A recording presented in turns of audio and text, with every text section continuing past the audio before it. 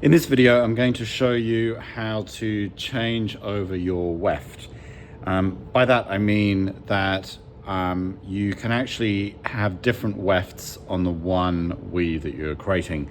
So you'll remember that the warp thread is one continuous thread, and if you were to cut it, you would compromise the whole project, and your frame loom would effectively unravel. With the weft that goes across the warp, you can actually have as many different kinds of wefts as you like, and you can really begin to play around with the pattern.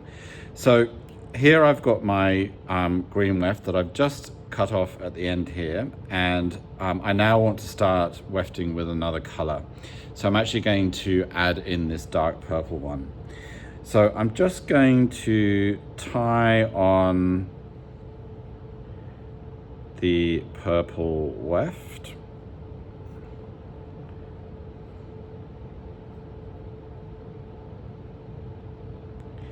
Like so. And I'm now going to continue my wefting. So remember that this green weft came under this second to last bit of the warp and over the last one.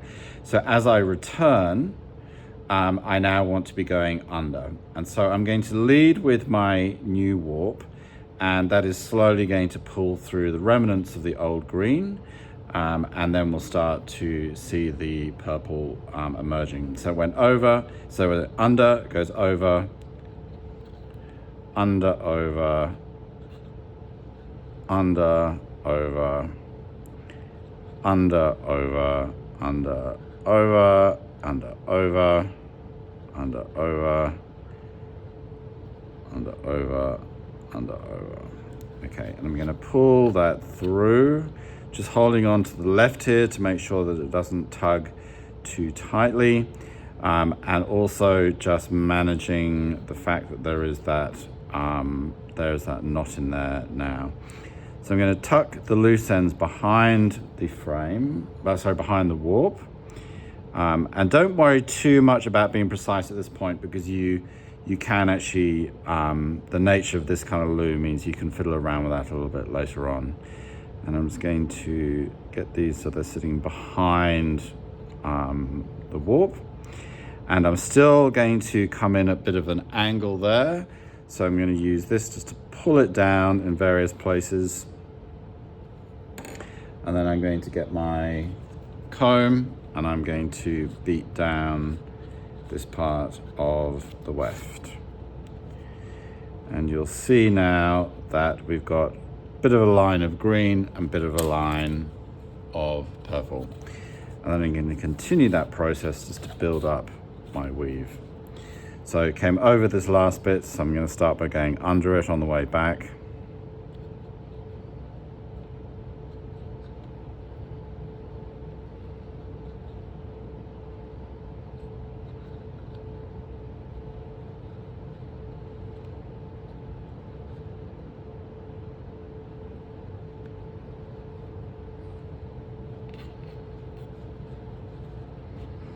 Oh, that went a bit tight there. I'm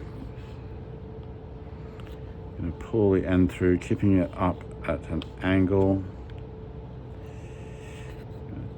Tuck that bit behind.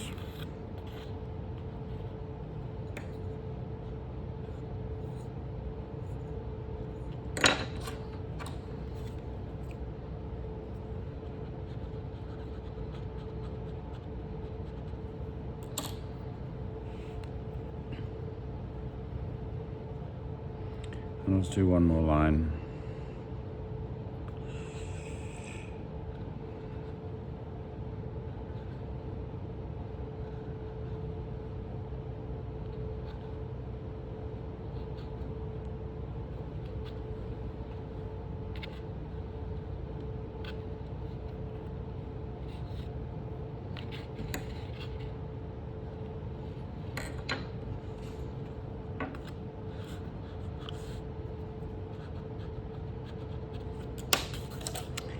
And you can see here that there's actually, this is where the knot was between the green and the purple, and I'm just going to pull that through. So it's behind the warp. Now, the fact that it's showing that they're not showing is actually, I personally really like that. Okay, I just want to show you something here that is actually an unintended mistake. So this here is the last weft that I wove through, and you can see that here I have gone under this one, which is right, over this one, but I've actually also gone over this one as well. So what's happened now is that the very tight pattern has been disrupted, because rather than going over one bit of the warp, I've gone over two. So that means that the that little section there doesn't quite sort of flow precisely. That said, I don't worry about that. That doesn't bother me in terms of the frame loom. And in fact, when you're thinking about metaphor, you know, one of the things that you do is you take up these slightly sort of haphazard, coincidental moments. And so I'd be very happy to interpret that, you know, as those moments in life that don't quite go to plan, but we still continue and we still make it through. So that is how you tie on a different colored weft, and you begin that process. And I'm sure you can begin to imagine, or begin to realize you can actually start planning that. And where you begin to tie on different colors, you can actually start to develop patterns on your weave as well.